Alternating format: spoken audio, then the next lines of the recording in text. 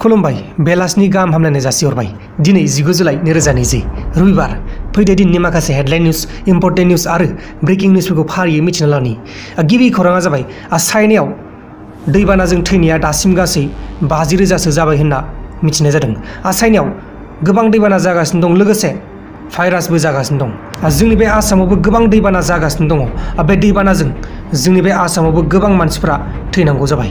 दानिया फैदो गुबुन खौराङा जाबाय क'क्राझार जिल्लानि कुसुगाव हाग्रा खाथियाव थानाय मैनागुरि ओनसोलाव फरेस्टारफोरजों आरो बर' आइजोफोरजों नांलाय खमलाय जादों होनना क'क्राझार जिल्लानि नन्देस्वर बसुमतारिया आंनो फोरमायहरदों। गुबुन खौराङा जाबाय बाक्सा जिल्लानि सिङाव थानाय बरबरि सिमलाबारि फकपुर गामियाव मैयाहाय गावनि असे फिसालाखौ बुथारग्रा दुथांखौ पुलिसफोरा हमनानै लांनाय जाबाय होनना मिथिनाय जादों। पुलिसफोरा एबा रायजोनि मानसिफोरा मा थांखि लाखो बेखौ जोङो जेबो खौरां मोननाय जायाखै। सोरबाफोर जुदि बरबरिनि दंब्ला आंनो फोरमायहरनो हागोन। दानिया फैदो दिनैनि माखासे हेडलाइन निउसफोरखौ फारियै मिथिना लानि। हेडलाइन निउसखौ बेखेवथ'नो सिगां आंनिफ्राय मोनसे गुरै खावलायनाय बे खावलायनायानो जाहैबाय दासिमबो जुदि नोंथांमोना आंनि बे प्रान्जल नार्जारि इउटुब चेनेलखौ साबस्क्राइब खालामाखै अब्ला अन्नानै साबस्क्राइब खालाम। गिबि हेडलाइन निउसआ जाबाय गावनि असे फिसालाखौ बुथारनाय दुथांनि मुङानो जाहैबाय महित बर'। मिथिनाय बायदिब्ला न'खराव बिफा फिसाजो आरो फिसालाल' दंमोन। फिसाजोआ आलासि जानो थांनाय समावनो महित बर'आ गावनि असे फिसालाखौ बुथारनानै दोनबाय, फासि होनानै बुथारदों। दानिया फैदो गुबुन हेडलाइन निउसआव। गुबुन हेडलाइन निउसआ जाबाय जोंनि बे आसामाव गासै 90 जुनारफ्रा दैबानाजों थैनांगौ जाबाय।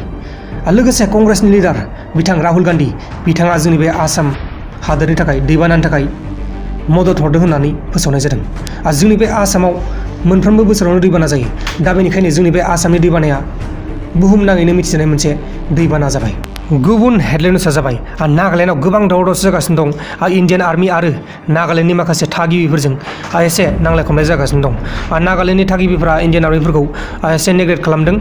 गुबुन हेडलाइन निउसआ जाबाय जोंनि बे आसामाव बा इन्डियायाव जापानिस एनसेफेलाइटिस थाम्फैया बांलांनो हमगासिनो दं होननानै फोरमायनाय जादों। दा बेनिखायनो गाव गावनि न'खरखौ गाव गावनो साखोन सिखोन लाखिनांगोन नङाब्ला जापानिस थाम्फैया फैनोबो हागौ।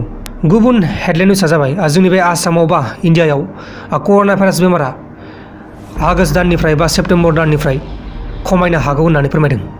दा मा जायो नायनोसै लोगोफोर, खमायगोन ना खमाया जेबो मिथिनाय जायाखै। जेब्ला खमायमारगोन अब्ला नोंथांमोननो फोरमायगोन। गुबुन हेडलाइन निउसआ जाबाय गुवाहाटियाव लकडाउननि समावबो लोंनाय जानायनि बिजनेस सोलिगासिनो दङ। बे लकडाउननि समाव लोंग्रा बुस्थु फाननो मोनाब्लाबो ब्लेकआव फानगासिनो दं होननानै मिथिनाय जादों। दा ब्लेकआव फानग्रा सासे दखानिखौ लांनाय जाबाय होननानै मिथिनाय जादों। जोबोर मोजां, बेबायदि ब्लेकआव फानग्राफोरा बेबायदिनो साजा मोननांगौ। लोगोफोर दिनैनि बेलासिनि रादाबा बेखिनिल'मोन। जुदि नोंथांमोना भिडिअखौ मोजां मोनबाय अब्ला भिडिअखौ लाइक खालाम, लोगोसे चेनेलाव गोदानबा चेनेलखौबो साबस्क्राइब खालाम। बेबायदिनो सानफ्रामबो नोंथांमोननो आङो फुंबिलिनि रादाब आरो बेलासिनि रादाब लाबोबाय थायो। बाय बाय।